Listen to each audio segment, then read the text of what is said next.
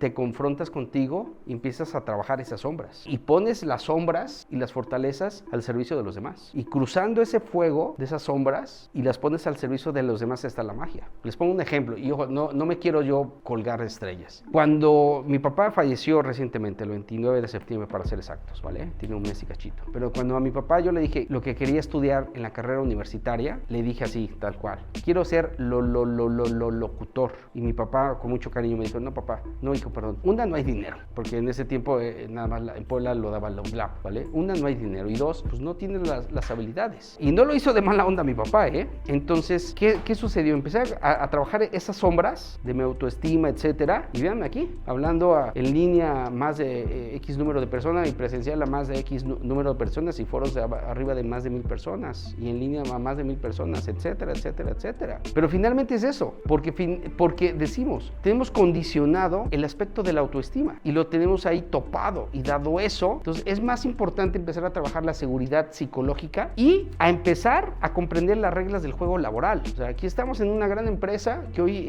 estaba platicando una conversación muy interesante con el doctor Eduardo. Digo, ustedes le dicen el licenciado, yo le digo el doctor, con muchísimo cariño y respeto, pero él su visión que tiene es, o sea, somos una empresa de clase mundial. O sea, el mindset del doctor que tiene es, no manches, o sea, sus viajes es una metáfora de cómo él ve la vida en el tema empresarial, personal, familiar, etcétera, etcétera, etcétera. Pero es eso, y yo lo veo desde luego a él, y se lo he dicho en persona, o sea, su gran capacidad mental y entre ellos su autoestima, ¿vale? Porque también al hablar de autoestima personal también tiene que ver con el de autoestima laboral. Pero, repito, quiero que se entiendan bien las cosas, para que no nos vayamos a malacopiar. Es que Rafa dijo, no, espérate, hay reglas, y al haber reglas hay consecuencias, ¿vale? Entonces, vamos a partir dentro de ese hecho que es un error semántico. Semántico significa significado, que vinculamos el ser en el hecho de que no comprendemos que nosotros valemos, porque en el simple hecho de estar, de respirar, de ser, tú vales. Que no le des el valor es otra cosa, ¿eh?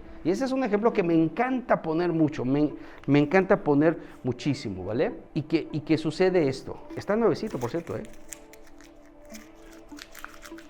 Para los que están en línea, mi billetito lo acabo de pisar. Lo pisé, ¿eh? No crean que es así. Espero que no tenga COVID y si lo tiene, pues ya ni modo. ¿Quién lo quiere?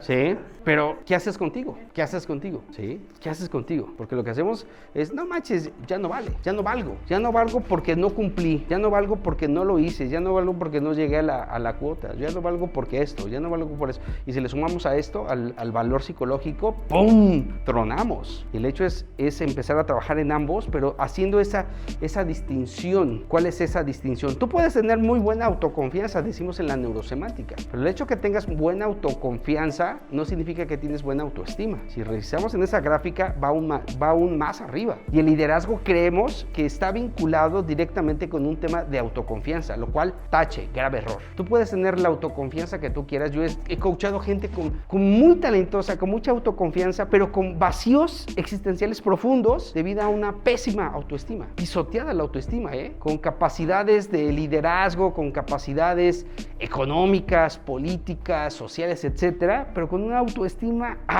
que son palabras de ellos, ojo, no son mis calificativos, sino ellos mismos determinan en esa parte. Por lo tanto, ese es el gran eslabón perdido, en los errores, en el desequilibrio, que si yo creo que como líder hago mucho, yo valgo. Si yo hago mucho, yo valgo. Y caemos en un juego de workaholic, es decir, de mucho trabajo, de estar trabajando y estar en ese juego que yo les llamo de la siguiente manera. Si quieren ponerse de pie.